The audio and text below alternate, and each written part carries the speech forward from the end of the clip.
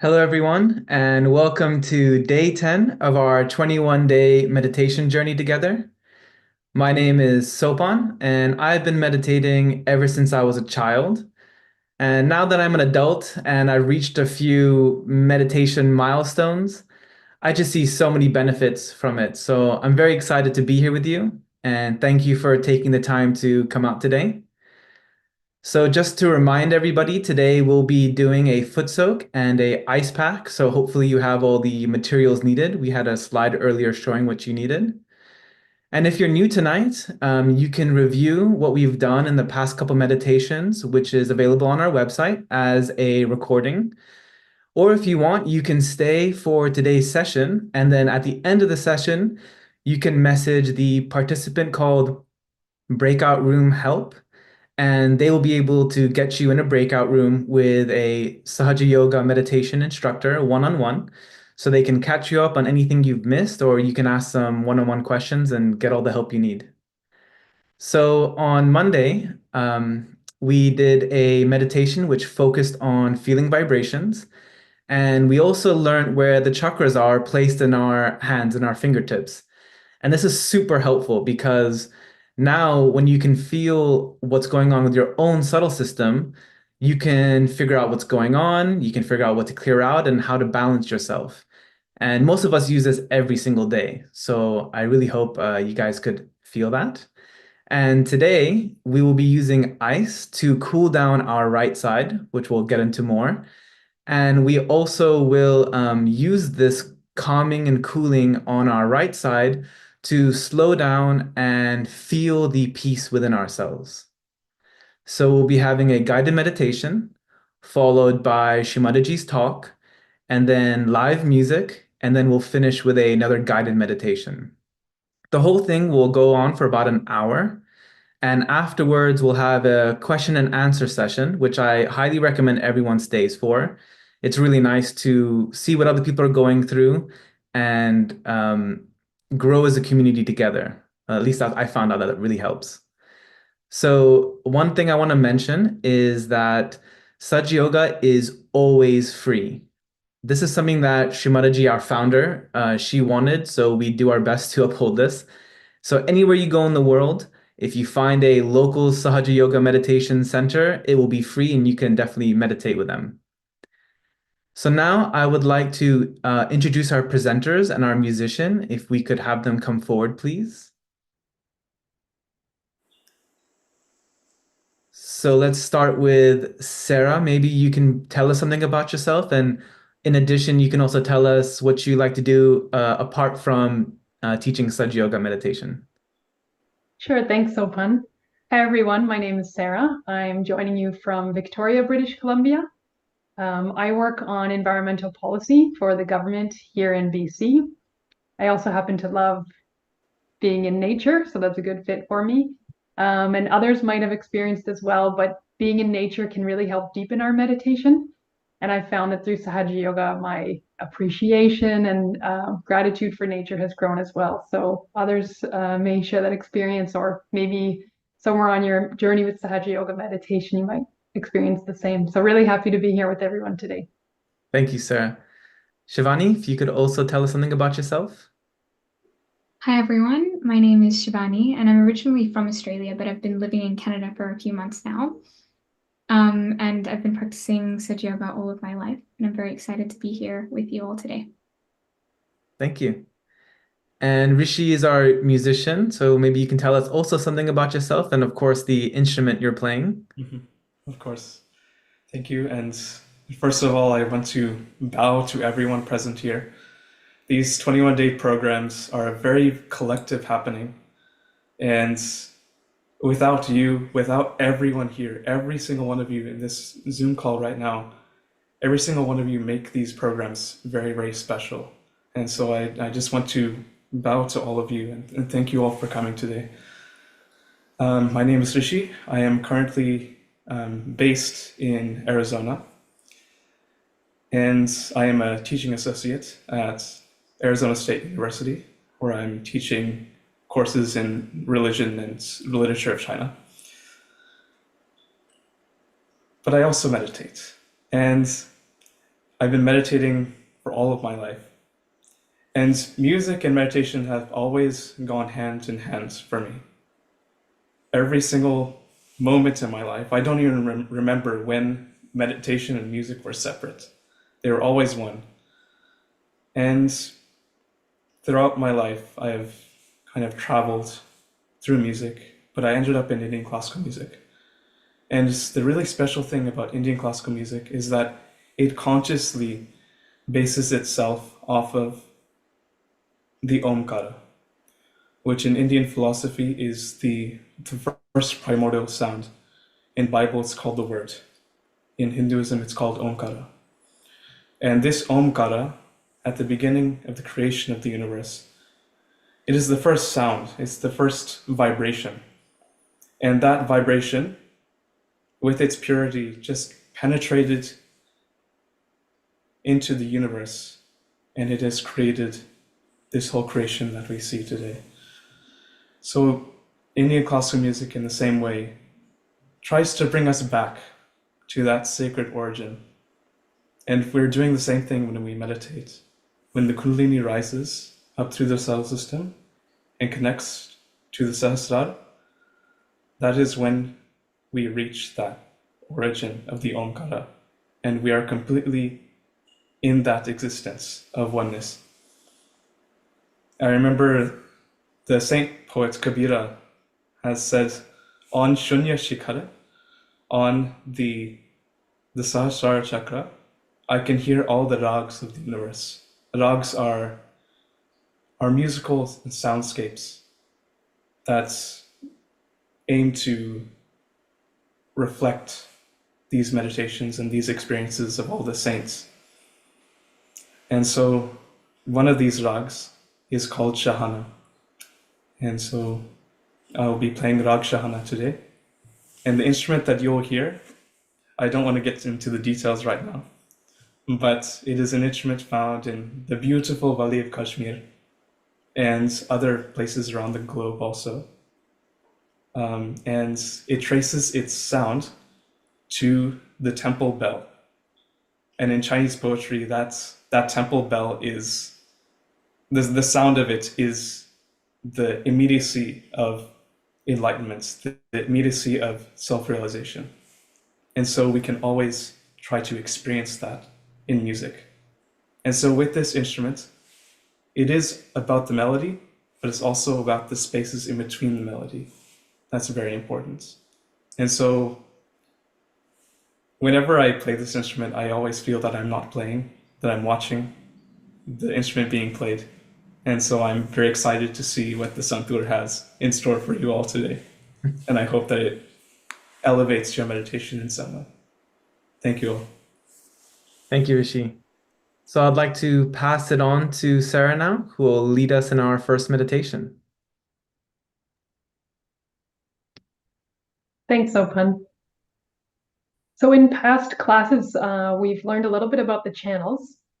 If we could actually get the subtle system graphic up, just as a reminder. So today we're going to focus on the right channel. So we can see it in yellow there. And the root of the right channel there is the second chakra, or energy center, which in Sanskrit we call Swadhisthana. And as we've learned, the right side corresponds to action. We need to act, we need to be physically active in a balanced way is a good thing. We need to plan sometimes, we need to think ahead. But more often than not, we tend to be too much in the future, too much thinking ahead, or having trouble slowing down our thoughts. So this excess of mental activity is a pretty common challenge, especially in modern times with all the various things constantly trying to distract our attention. So it can feel like a challenge to cool down the right side. So all these distractions to our attention and moving from one thing to the next and being constantly on the go is basically an overuse of the right side. So we're not using it in a balanced way, we're going too far. And this creates a buildup of heat. So the treatments for the right channel are mainly to cool it down. So there's a few ways we can do that. We've already learned about the Footsoak, so we'll do that along with this new treatment today. and that is using ice. So hopefully everyone's got their ice pack ready along with their Footsoak. As has been suggested, we can use just a regular plastic ice pack, a bag of ice. I have a little bit of a different one. This is like, it's got covered in fabric. It's got some seeds or something inside. If you've come across it, it's advertised as well as like a hot pack. You can put it in the microwave if you need to, but I just keep mine in the freezer so that it's ready for whenever I want to use ice treatment for the right side. So as we saw in the chart, the right channel kind of starts from the second energy center. And the second and third energy centers, so just a little bit so you can see better, which are at kind of the hip and the upper part of the abdomen. So these two centers together govern the activity of the liver.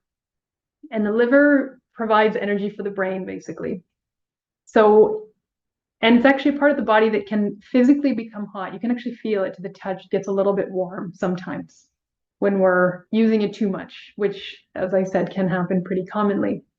Well, the ice pack is good to take that heat out and to physically cool it down. So it's a pretty simple treatment. It's fairly passive. You just take your ice pack and keep it on that part of the body. So I'm just going to let it rest here. If you need to, you can hold it with your left hand. If that's not comfortable, you can find a way just to let it sit. If you have a shirt, you can kind of tuck it in like that.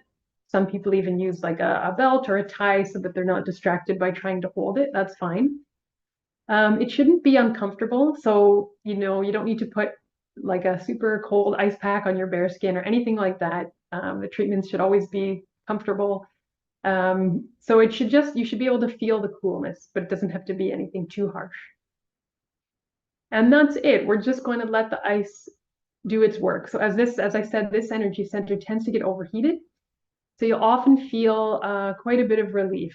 So I invite you today, as we do, to experiment with this treatment. Notice how it helps your meditation. Notice how, particularly with the thoughts, it might help to quiet it down. And in Sahaja Yoga, as we've learned, the experience of thoughtless awareness is really foundational to the practice of Sahaja Yoga meditation. So hopefully the ice pack will help us do that. The other thing I would suggest is to try to pay attention to the space between the thoughts. So just as Rishi beautifully described, the space between the sounds. Similarly, if you're having trouble with your thoughts, don't be discouraged. Just remember that there is always an underlying silence. We're not used to paying attention to it. It can feel like we're just constantly bombarded with one thought after another. But in reality, there is an underlying silence beneath that all. So one sort of technique, one thing we can try a little bit is to notice how there is a small space, however small it might be in the beginning, between those thoughts. And part of our job today and during our meditations is to give that space a little more time and attention. Be comfortable in that space. Don't feel like you need to follow each thought with another one. So this is what we're hopefully going to get some help with from the ice pack today. And as I said, as you've done before, we've got our Footsoaks. And if you are feeling like particularly like you've been on the run or you do feel some heat overall on the right side, the water can be a little bit cool, but that's not too important. The main thing is the Footsoak. In the same way as we use the ice pack, the slightly cooler water can help to clear the right side as well. So with that, we can start the meditation. So we'll raise our Kundalini and take Bandhan together. You can do it nice and slow.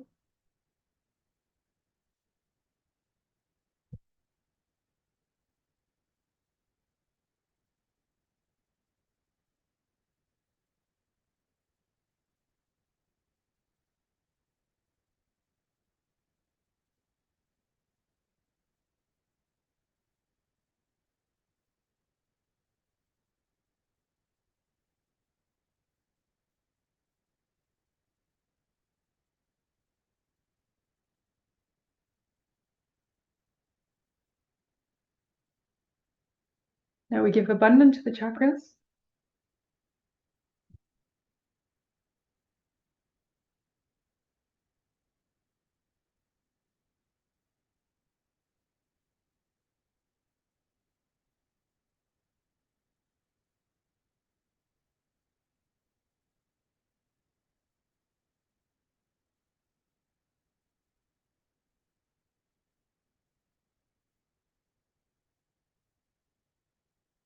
We can give abundance to the Footsoak water. So most of us have learned how to do this. We just make a clockwise circle 7 times over the water.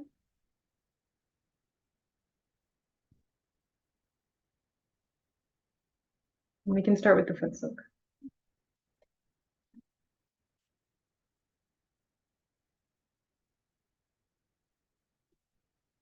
So let's begin just by making sure we're fully allowing ourselves to be in the present.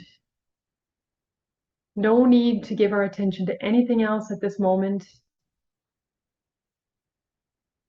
We can slow down our breathing if that helps. A nice deep breath in. We'll hold it in for a few seconds.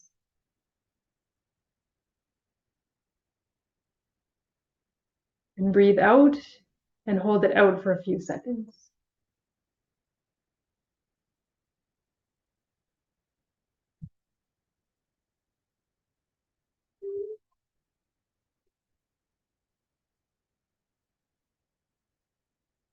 Repeat this cycle a couple of times on your own timing.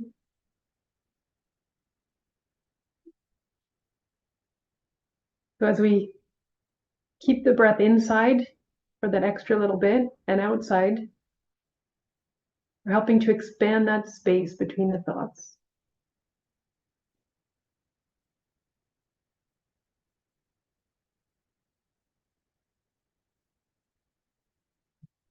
Feel ourselves or to physically relax as well. Just relax in the shoulders and the arms.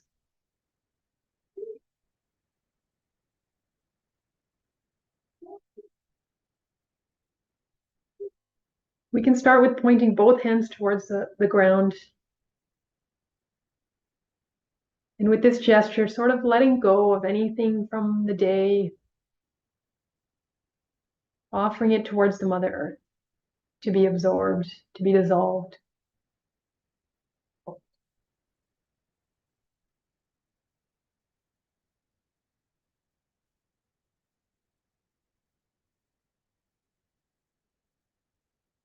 We slowly start to bring our attention to the Sahasrara at the top of the head.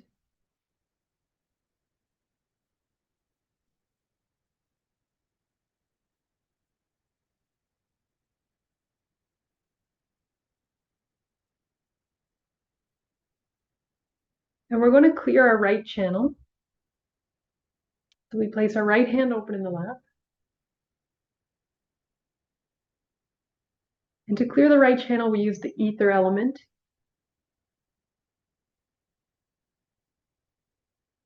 So the overuse of the right channel, as I said, can manifest as heat. And so the heat rises. We're offering into the ether, or asking it to just go up into the ether.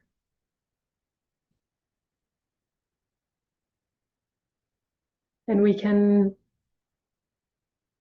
say an affirmation here, more like a request. So we ask the Mother Kundalini energy to help remove any heat that might be bringing us too far to the right channel. Mother, please remove any excess heat from my right channel. Let it be absorbed by the ether.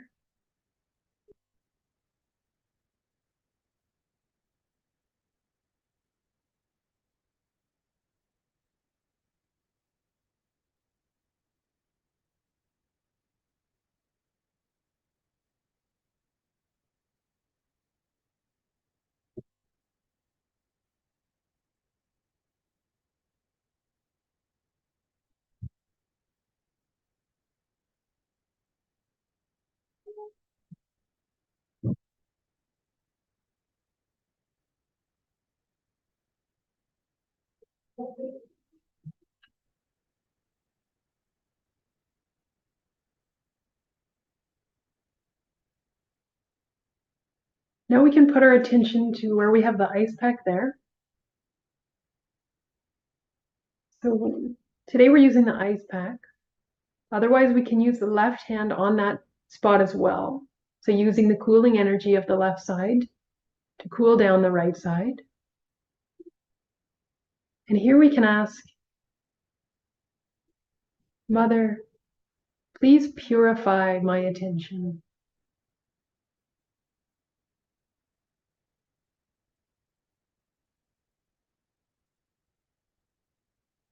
Mother, please purify my attention.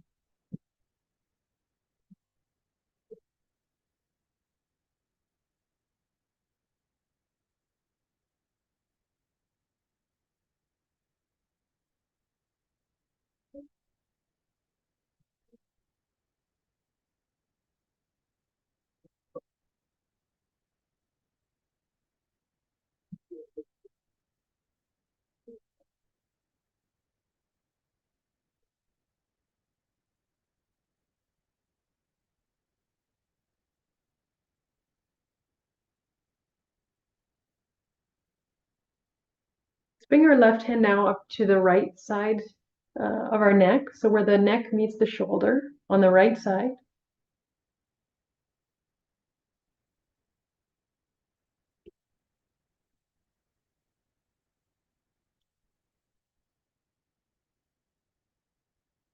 And here we can ask, Mother, please remove any anger or aggression from within me.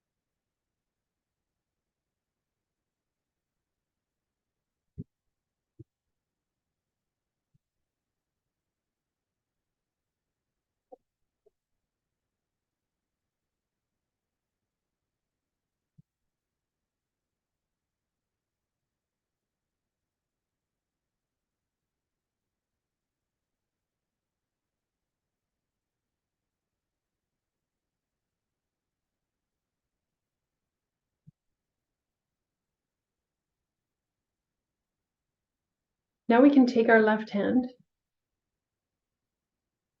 shift it to the left side of the head, so over the left ear, which is still actually the right aspect of this energy center at the forehead. You may recall the right channel crosses over at this energy center. So still working with our left hand, looking to cool down the right side.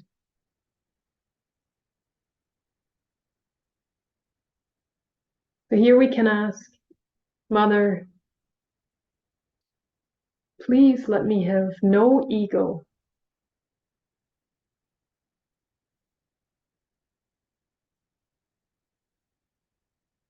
Again, ego can keep us stuck in the future, holding on to the idea that we can control what happens. So we surrender the idea that we're in charge, things must go our way. We just want to surrender that, and this helps to cool down the right side as well. Simply keeping our left hand here can help cool down this center.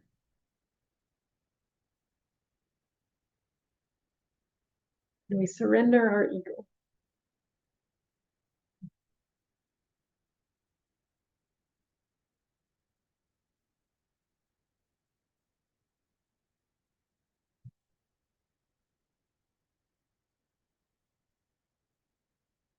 And as we've done at this energy center before, we can also simply say, I forgive. Forgive any thoughts.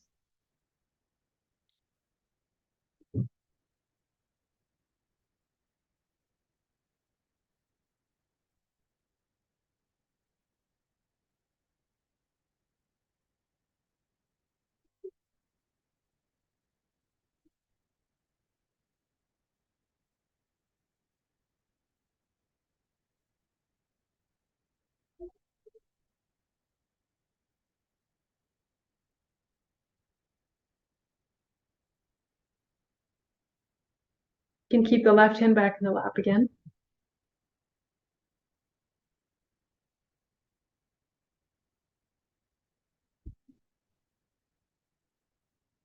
Let's take our right hand and place it at the Sahasrara chakra at the top of the head. We place our palm of our right hand right in the center. And allow our attention to be drawn to this spot, going above the mind.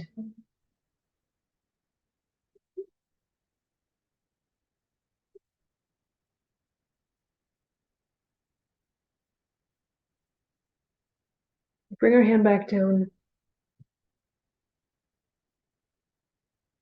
But we can continue to keep our attention at that spot on the top of the head.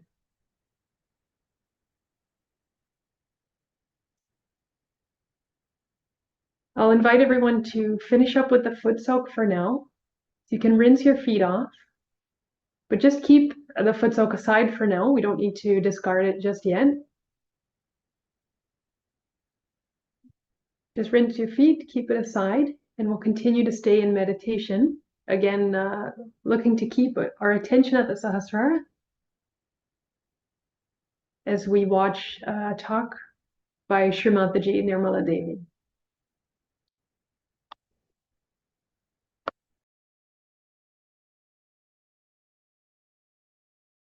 On your fingertips, you can feel the centers of other person. If something is fishy, you can feel it. If somebody is cheating you, you can feel it. Everything.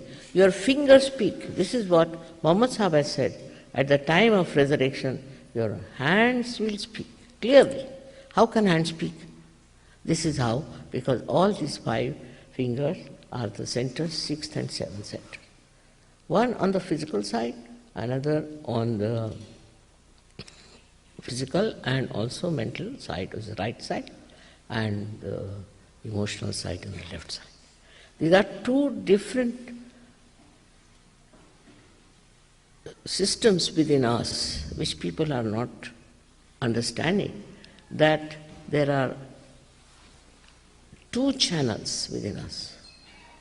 What we call as the autonomous nervous system has got parasympathetic nervous system in the center, but there are 2 left and right sympathetic nervous systems, and these are the 2 systems that are enlightened on your fingertips, by which you know exactly what is wrong with you, what centers you are catching.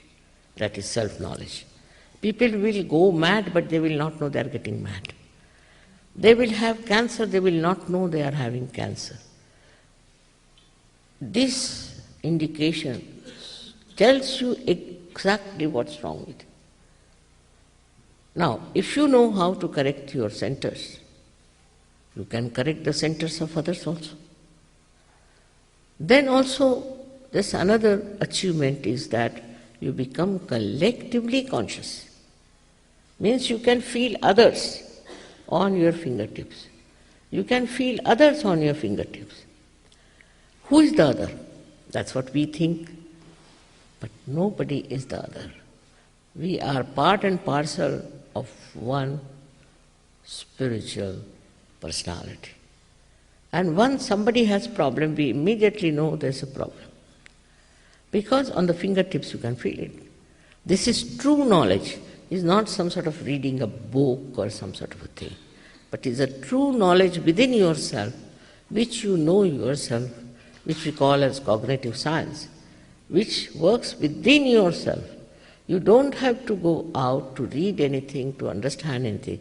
Your own being itself is a complete computer, I should say, which tells you what's what, who is what. We have no idea as to what we are. We have not been given any idea as to what potential we have. It's tremendous, it is. It is tremendous. And if it works, it will work for you, for your family, for your children, for your city, for your nation, and for the whole world. So this has to become a collective understanding within yourself, not mentally. Mental understanding is just temporary and passes off. But it's an actualization, again and again I say, it's the actualization of the knowledge within yourself. Then they talk only of that. They talk in the words of chakras, of the centers. That person is this, that person has got this, I have got this. Now, on your fingertips, which gives you a perfect answer for everything. Then it looks after you, it protects you, it guides you, as I told you, and guides you in the right way, manner. And how it achieves things is wonderful. So we have to first and foremost understand that we have to have that spatial personality of a self-realized personality, which will really help and care for others. It's not just talking, it's not just reading, it's not just following some false guru, but it is following yourself, which is to show that you are your own master. You become your master and you know everything about everything. This is the potential in all of you. As I said, it is not only for few people, it's not for only black-white people, but it's also meant for people who are uneducated, who are living in the villages, who are very simple people. It works for all of them, and when it works, you will be amazed how it transforms you and transforms others. And you become so confident about yourself. You don't doubt yourself, because there's an absolute knowledge on your fingertips. It is something that is within you which you should achieve. Of course, for this you should know that so far you have not known, so you have to know. As long as you have this attitude, it would work out. I cannot force, Sahaja Yoga cannot force on anyone self-realization. It cannot be forced. It has to be asked for. Unless and until you knock the door, it won't work out. It works out for people only who really want it and who want to become self-realized. As a result, you don't have any responsibilities. It's only the responsibility of the all-pervading power that does everything for you, that looks after you, that guides you and takes you to the right places, to the right situations, and guides you in such a manner that you are amazed. How is it? How is it working? How is it working out? There will be no meaning left to any miracles. But these miracles are not like taking out a diamond and things like that. But it's a miracle how the circumstances will change, how people will change, how you will become such a joyous, lovable personality. On this subject, I don't know how many lectures I have given, and there's no end to it. But I would say that you should take your realization and go into our programs, whatever they have, and grow into it. Because you take some time to grow, like a seed sprouts, but it takes time to become a tree. But hardly 1 month at the most. And don't have to pay there also, again I'll tell you. Nothing has to be paid. You just give some time to yourself and it will work out. When you have mastered it, you'll be amazed what you can do. A month at the most. Some people just get it and they don't have to do anything, just they know. But most of the people have to do it. It improves everything, your thinking capacity, in the sense your brains get enlightened. You become a very large-hearted personality. And other things that we think of prosperity and all that, all comes through. This I'm just telling you, like a mother would like to give a castor oil with little chocolate on top. But main thing is you must know yourself how great you are. That is what every mother wants her child to know. That's my only desire is in America, if it spreads. In that manner, it will all be a great thing, a great boon for the whole world. May God bless you.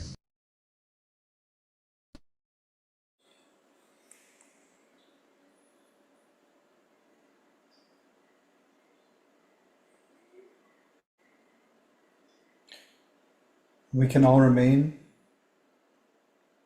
in this meditative state.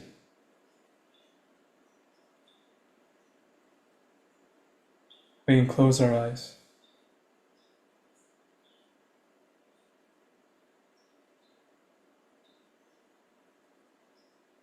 And actually, we can put our right hand on our heart.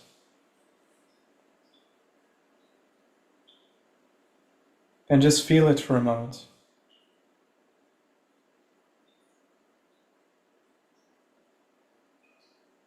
Feel it beating there.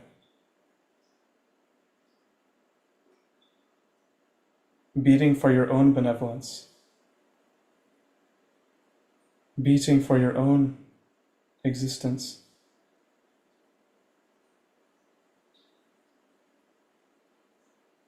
And you can affirm with love within yourself, I am not this body. I am not this mind. I am none of these negative emotions. I am the Spirit. Complete love. Complete joy.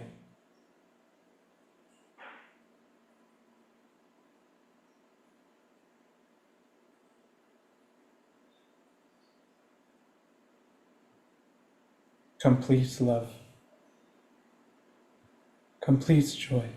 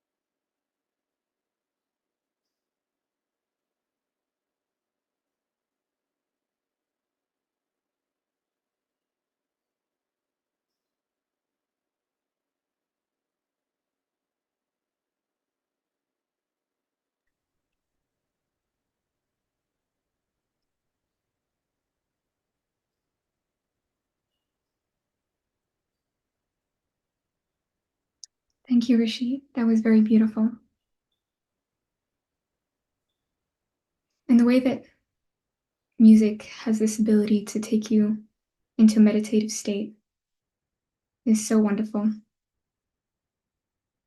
That we can all just maintain this state for a few minutes.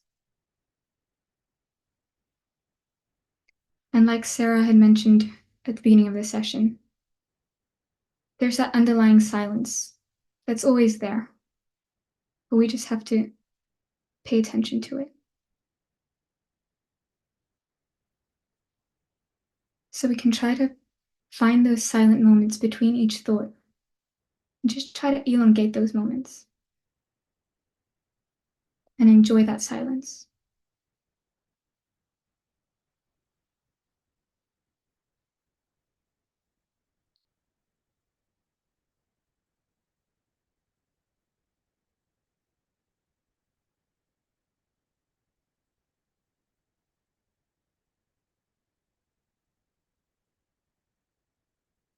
If any thought comes to your mind, you can just say in your heart, not this, not now. You can also say, I forgive.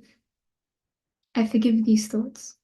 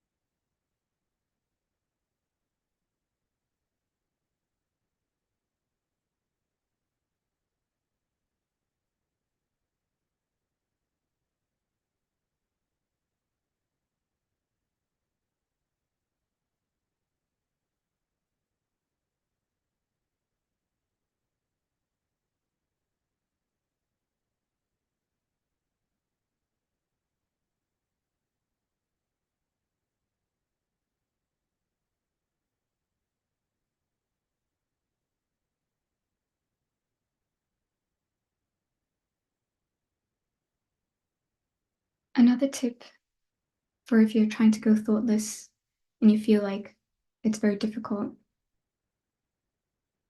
you can just step back from your thoughts and just turn your attention.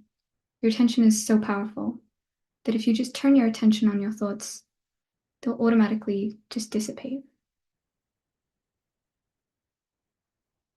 You can ask your Kundalini, Mother, please make me a witness. Detach yourself from the thoughts and just let them fade away.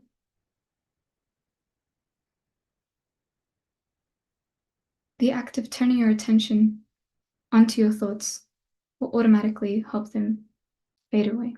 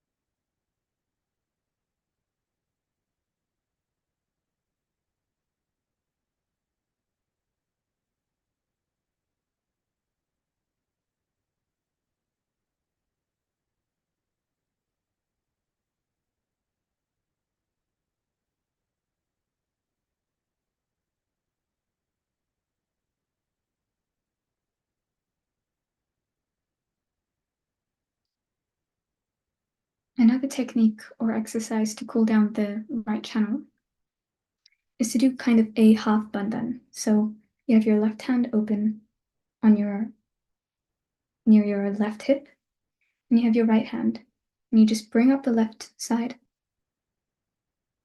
and push down the right side. You can do that a few times. This will just help to cool down the right channel.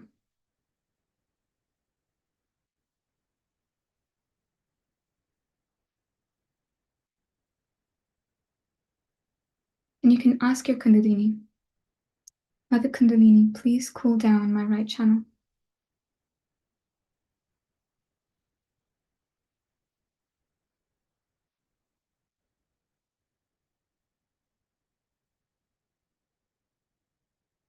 Up on the left side and down on the right side.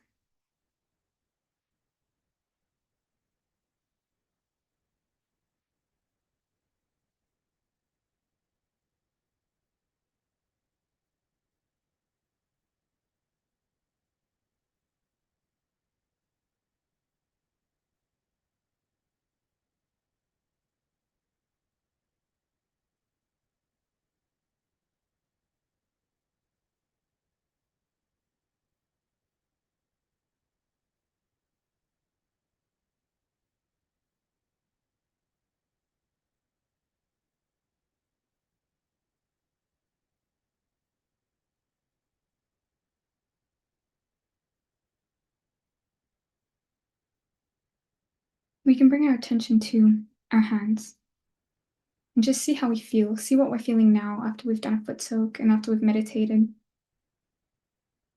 Just take stock of what you're feeling on your palms and your fingertips.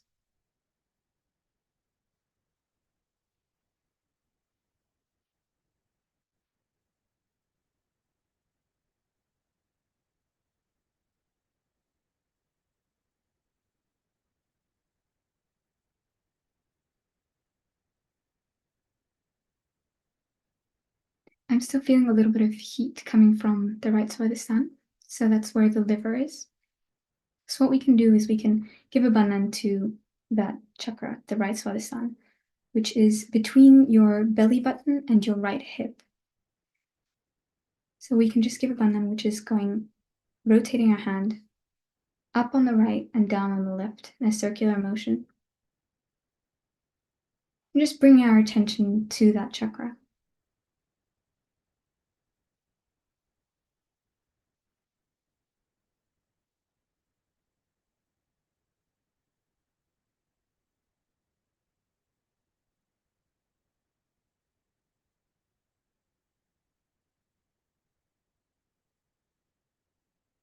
We can always ask our Kundalini to help us clear out our chakras or our nerve plexuses.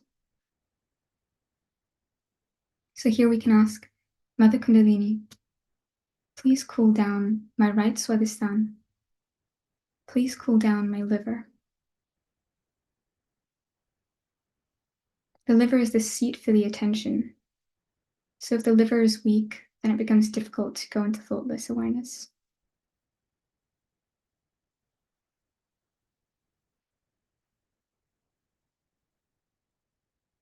And you can do this giving a bandhan to any chakra that you might feel, like a tingle on your finger or heat coming from that particular part of your hand.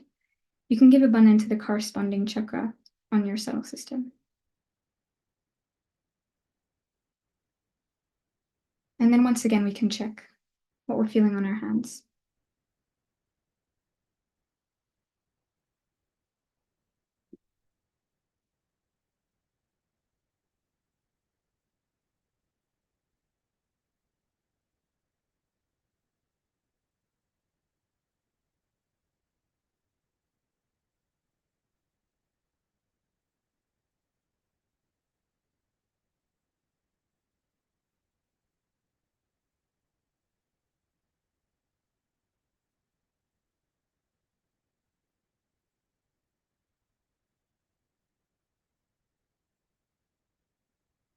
I'm definitely feeling a lot cooler.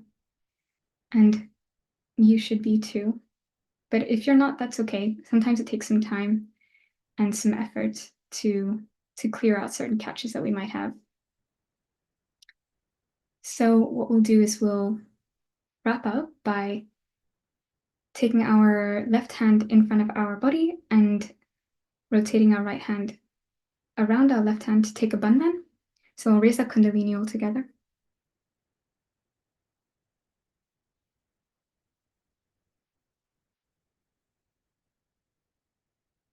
We'll do this 3 times. Tying a knot at the top.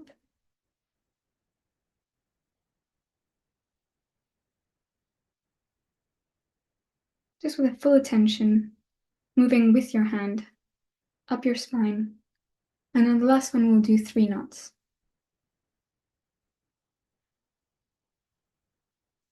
We'll take a bandhan. So moving our right hand from the left side to the right side and back 7 times.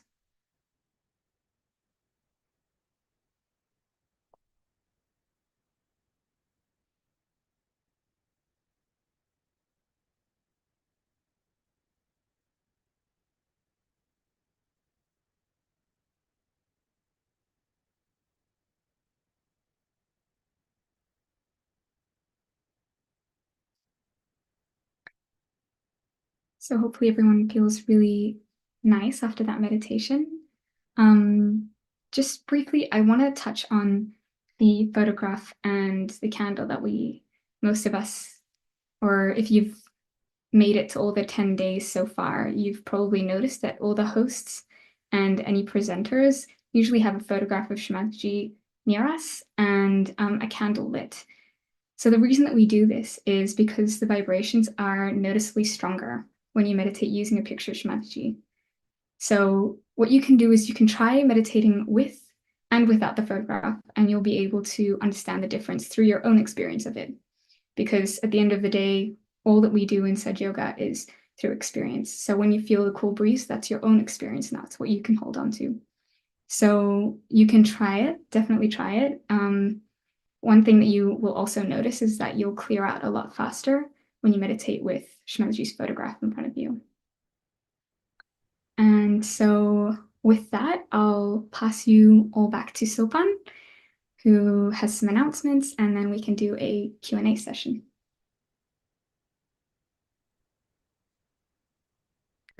Thank you, Shivani. Thank you also for the meditation. And I would also like to thank Rishi for his beautiful music playing and Sarah for the first guided meditation. Can we please pull up the slides? Yes, thank you. So just some last announcements. The next meditation is going to be Friday, And now that we did the right side today, on Friday, we'll be focusing on clearing out the left channel. And for that, we will need a candle. And since we'll be also moving the candle up and down our left side, we recommend you have a candle holder, so you're not just gripping it and the candle and the wax is falling on you. And of course, you'll need something to light the candle with. And you may have seen this slide before. This is our program resources. So we would love it if you could join our WhatsApp group, join the community.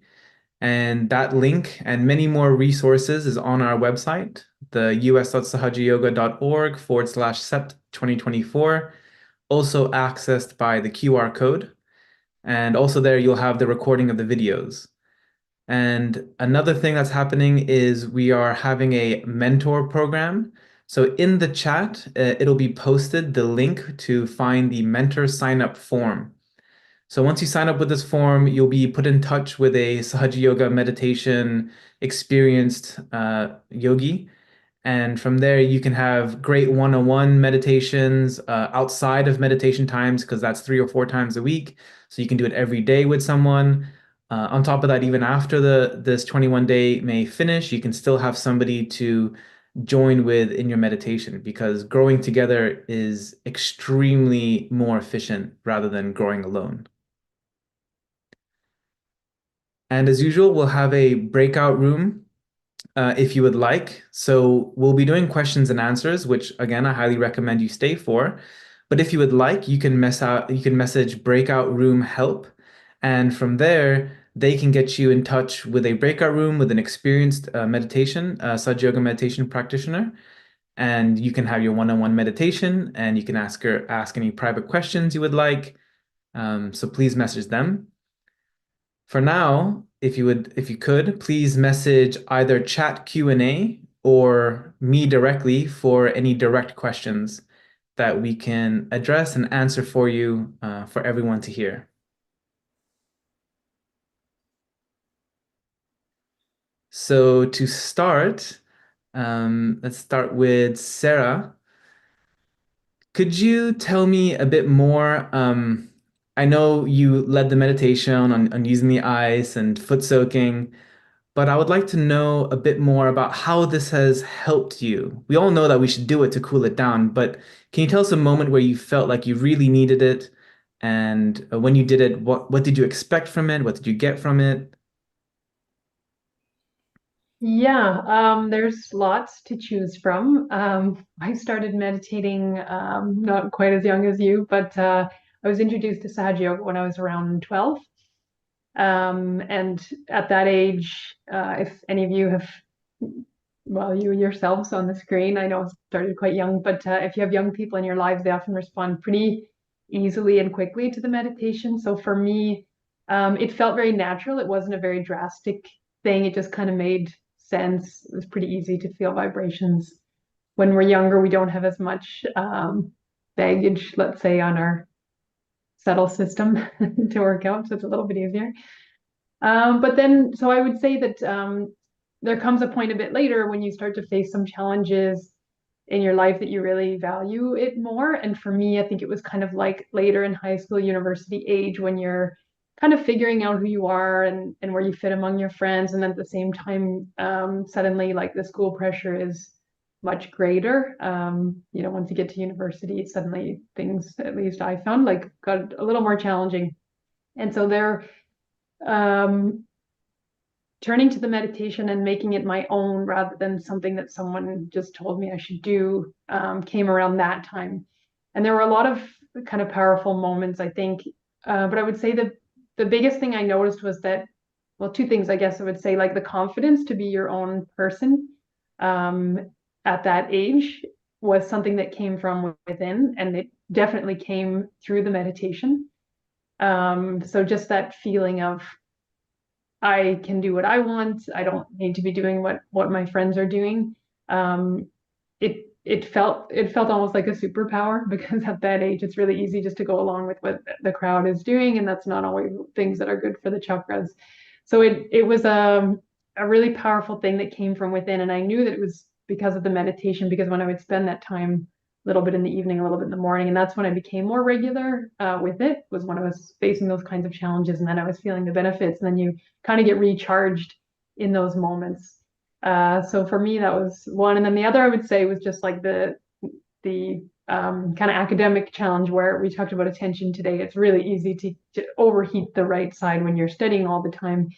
And I found it pretty easy to concentrate and pretty easy to, although you're studying all day and you kind of clear out at the end of the day, you don't feel overloaded. And you retain things easier. So the attention becomes stronger. So we worked on attention in the meditation today, and hopefully it helped, but I would also invite people to see how with regular meditation, you can find that things you're concentrating on, your attention span is much stronger.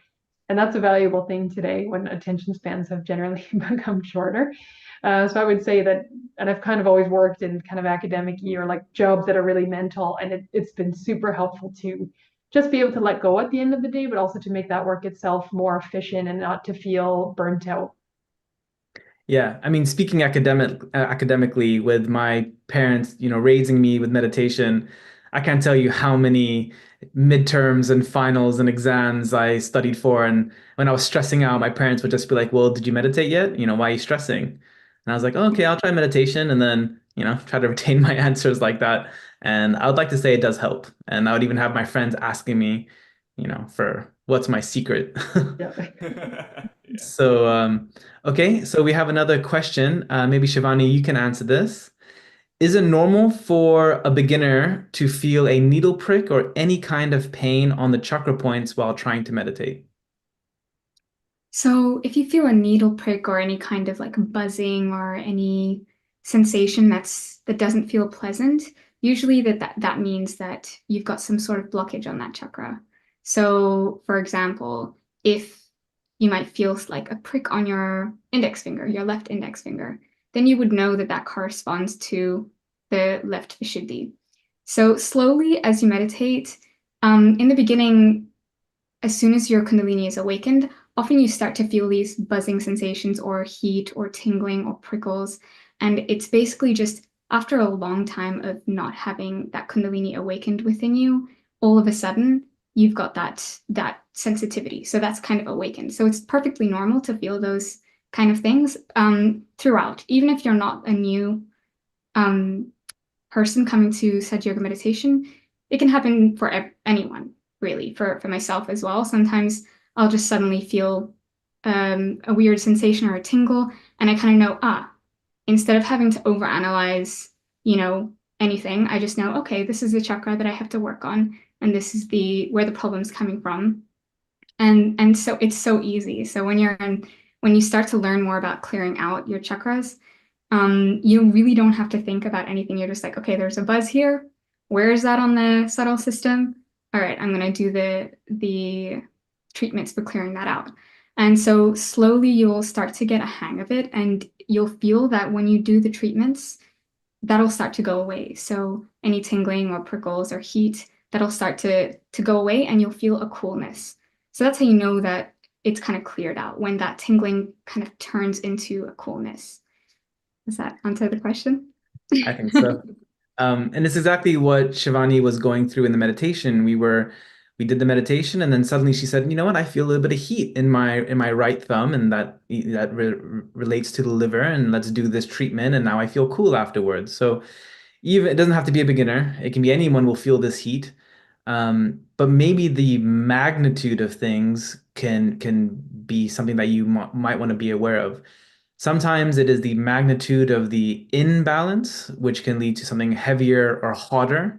But sometimes I've noticed it's even somebody's sensitivity. Like I'll be in a room or something and I'll feel normal, and suddenly, I don't know, someone who's also meditating is a bit more sensitive. They'll be like, "Oh my God, my head hurts. Something's going on with this room. It's, my chakras are feeling something on my subtle system," as Shri Mataji said today, that you can feel things in the collective conscious. And I'm like, "Oh, I didn't feel anything. Maybe I'm not that sensitive." So sometimes it's also your sensitivity, but it's definitely normal. But that's the whole point of feeling things on the fingertips. You can then feel it on your body because it all relates. Yeah, and just to add on to that, sometimes it might not be you. It might just be the environment that you're in. So like experiment this as well with this as well. If you walk into a new situation, just like quickly take stock of what you're feeling on your hands. And if you feel that there's a sudden change, you can kind of start to, I mean, this is more advanced in terms of understanding, but you can kind of slowly figure out which environments aren't good for you, or that you need to remove yourself from, or that there's something wrong going on, and how you can kind of help yourself in that situation. Sahaja Yoga is a collective happening, and we all have a subtle system. We all have a Kundalini. So when you get realization, we are all connected, and so that's why we feel each other. That's why our hands speak, is because we are all connected in that way. And Sahaja Yoga is just a way for us to kind of to purify those barriers for each other, and to make sure that we are living our best lives collectively, also individually, but collectively also. So there's another question. Rishi, maybe you could answer this. How can you tell if your right side is out of balance? So, I work at a university, and at a university, there's a lot of great ideas flowing around, but it gets too much sometimes. And in the middle of the day, I also live in Arizona, which is the place of sun. So my right side gets overheated a lot. And there's two ways that you can feel this. One is on your fingertips, right? On these two, the left and the right thumb, mostly the right thumb, you can feel it. You can feel the heat, or you can feel like a prick inside the right thumb. Also, you can feel it in your body also. You can feel heat coming from your liver. Also, two other things. So, this is the liver. And the liver is actually connected mainly to two chakras. One of them is the heart. This connection, if the liver is heated up, that heat goes to the heart, and it creates hypertension. It creates high blood pressure. And so what you could do when you're meditating, you can cool down your liver, and you'll find that your heart rate all of a sudden goes down. That's the first connection. Second connection is your Agnya chakra, your sixth chakra here. And this is your brain. The liver supplies energy and fat to the brain in order to analyze, to think, right? So then when the liver is heated up, these two chakras might be out of balance also. And so there's a few ways to clear this. Of course, the ice on the liver helps, because what we want to do is keep in balance. This is something in Ayurveda and in Chinese medicine as well. We want to keep in balance. That's the definition of health. Also, you can use the water element. The water element, personally, I find very, very helpful, because the water element, when we're doing the Footsoak, the water has this quality, this beautiful quality of dissolving anything. You can put sugar into water and it dissolves. You can't see the sugar anymore. You can put salt in the water and it dissolves. So this dissolution factor also plays into the treatment itself. You're just dissolving everything and just becoming that state of meditation. Another way to do this is to go sit on the earth. The earth has a magnetic pull, and we call it Mother Earth. She is ready to suck up anything, any heat, any imbalance that you have. Also in the nature, we have the wind, which, as we do this, we're trying to clear the right side through the ether elements. So there's lots of ways to clear this. Throughout the day, for me, what really helps to keep my right side in check is for me to be a little bit introspective and ask myself, Rishi, where is my attention? Rishi, real quick, the question wasn't about how to clear it, but how you can just tell if it's out of balance.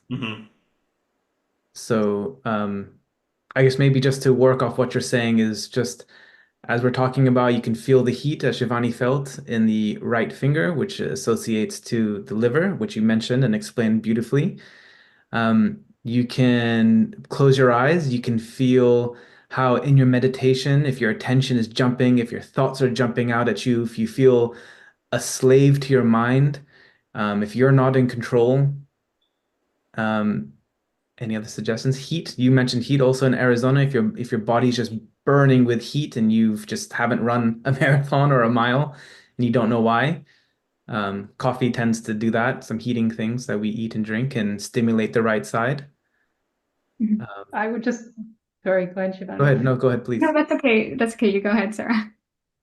I was just going to add one quick one because it might be a little counterintuitive, but sometimes when we overuse the right side, we tend to crash. So you couldn't be like, well, I can't stop thinking all day, but I get home and I just want to lie on the couch. And you might feel like that's more of a left side thing, but it could be reflective of overuse of the right side.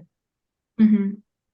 Also, I just wanted to add that sometimes if you get dry skin, overly dry skin is also a symptom of having like too much of a hot right side. So you might have like an itchy scalp or like a dry nose, dry eyes, dry skin in general. That's more of like a right side thing as well that manifests physically. Yeah. So we have another question. Shivani, maybe you can answer this. Do we use warm water or cold water for foot soaks?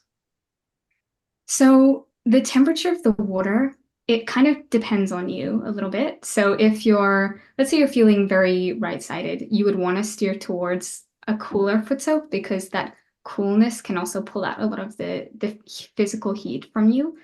But at the same time, it doesn't have to be freezing cold. So you can make it lukewarm if you're not able to handle super cold water, especially if you're in the West Coast and it's winter, then definitely you can do a little bit more of a warmer foot soak. But a cooler foot soak feels very nice. And you can just feel all the heat from the right side being pulled out. So it really depends on you. If you don't feel extremely right-sided and you want to do a slightly warmer foot soak, you can. But it just depends on how you feel. And most people tend to feel better with a cooler foot soak.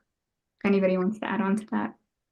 Yeah, I mean, it might be a little difficult to, if you don't know if you're right-sided or left-sided, these are questions you just don't get. What could really help is, again, just going out to the breakout room or finding a mentor one-on-one, filling out that form, then working with someone and telling them about yourself, and they can really give you a one-on-one experience. They can really help you with that. So I think that's all we have time for. Thank you, everyone, for helping me with the Q&A. And for now, if anyone's would like, you can message breakout room, like I just mentioned. So you can continue a Q&A, you can meditate with them, or we will have some music playing at the end of this, and you can just meditate to that. So thank you very much for joining, and I'll see you next time. Thank you, everyone. Thank you.